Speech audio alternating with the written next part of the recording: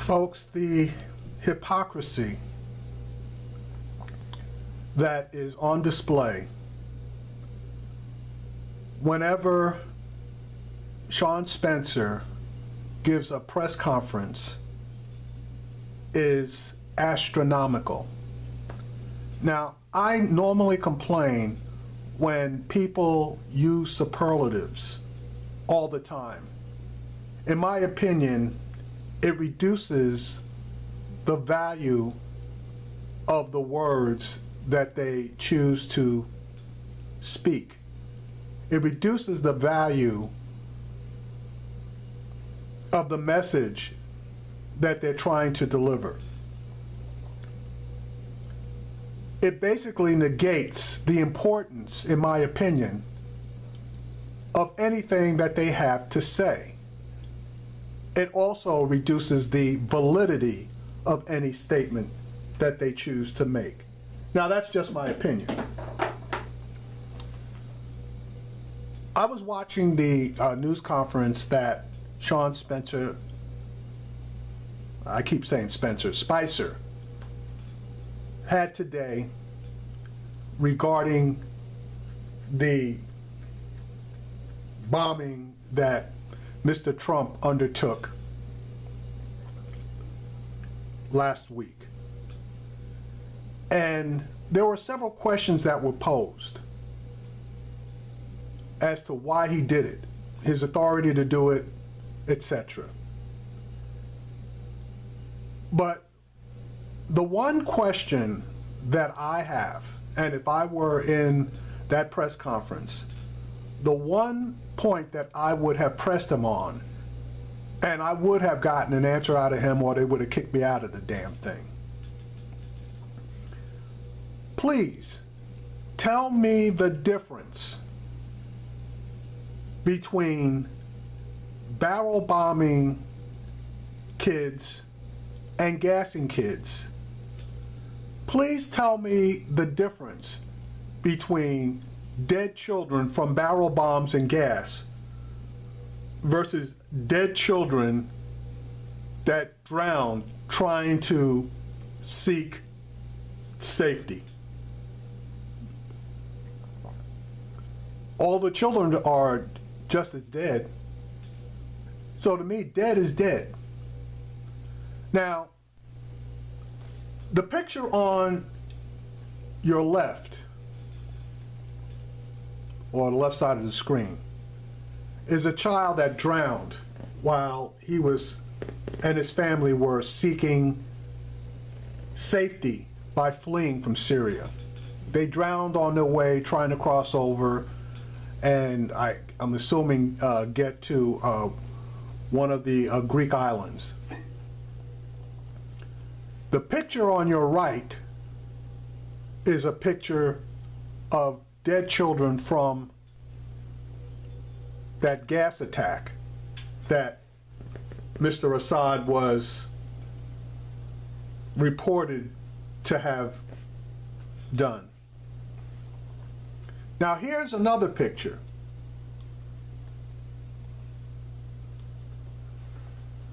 That picture on your left is a picture of a woman who, thank God, is still alive, but her child is dead. That came from barrel bombing. To me, if you want to help those beautiful babies, quote unquote, by bombing airfields, but you don't want to help those beautiful babies that were killed or died because they were fleeing, then you don't want, you don't want to help kids. And that's exactly my position on this. In my opinion, Mr. Trump only called for those missiles to fly because he was having serious political problems. And as I stated in the past, there's nothing like attacking another country to make political problems at least temporarily go away. Now, Mr. Spencer got out there and stated that they had disabled the airfield, and he claims that there are no refueling capacities and the infrastructure is gone. That is a fucking lie. That is a flat out lie. Planes were taking off and planes were landing within 24 hours of that bombing. Now, as far as the refueling is concerned, if anybody who has flown in this country knows or should have been able to see that jets are refueled by tanker trucks. So if Mr. Spicer is claiming that they destroyed all of the tanker trucks that refuel the military jets that were taking off and landing from that field, he's a fucking liar. Okay? He's a liar. You don't land planes on an airfield if you have no way of refueling them. If he stated, or as he stated, they destroyed 20% of the aircraft. Okay. And that left 80%. But in Mr. Spencer's mind, 20% is a significant amount of the aircraft. That's a bunch of crap. But that being said, if a plane is taking off from that airfield, does whatever it does, why in the world would it come back to that same airfield if there was no opportunity for it to be refueled so that it could leave again? So the logic of that statement pretty much escapes me. Now you have Nikki Haley, who I gotta say, you know, I'm becoming a pretty big supporter of hers. I thought she was pretty decent when she took that action as governor of South Carolina, but I think that she is earning some stripes based on her statements in the UN. But Mr. Tillerson is another story. He is basically making statements that are contradictory to hers. Now, I don't know who's going to bear out on this thing, but hopefully it'll be her particular side of the street that wins the day. Now, a couple of things. First of all, Donald Trump broke the law because by law, he was supposed to consult Congress before taking action, such as the bombing, against another country. Now, he's going to try to blow smoke up our asses by stating that he was justified under Article 2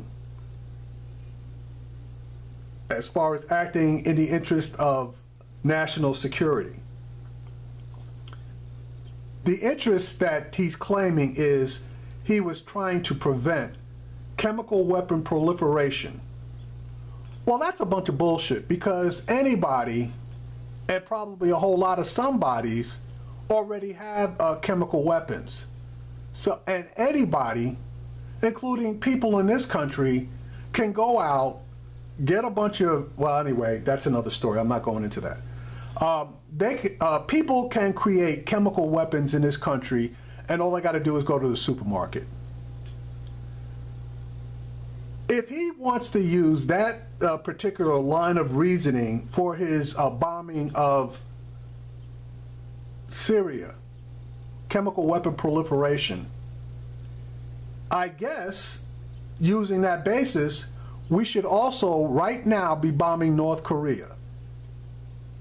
We should be bombing them to prevent nuclear weapon proliferation and ICBM missile proliferation. No, that doesn't hold water, that excuse for chemical weapons proliferation as far as I'm concerned. This was plain and simple a military action in order for Mr. Trump to get out from under the political firestorm that he has been going through. So, folks, you know, you decide which way you want to roll with this. But also take into account that if the chemical weapons usage on these beautiful babies was the tipping point, he should have done something back on March 20th and 29th. Because on March 20th, that was the first time that Mr. Assad had used chemical weapons since that treaty that he signed with Russia and Obama.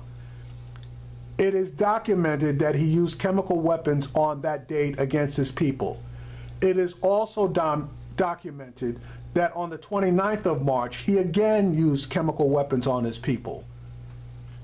So I guess the third time is the charm, when he figured that, well, you know, he did it 3 times, I guess I got to go do something.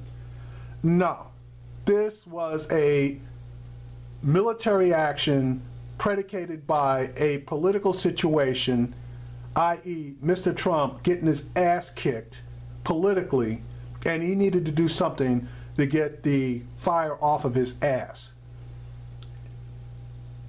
And what he did, in my opinion, is totally ineffective. The airfield is still going, Assad is still there, the army has not been reduced, their planes are still flying, so basically Assad can give Mr. Trump the middle finger. But now think about this. If Assad goes in and starts barrel bombing people again and shooting and killing them using bullets, is that any different than what has happened here? Children are going to be killed. Dead is dead, folks.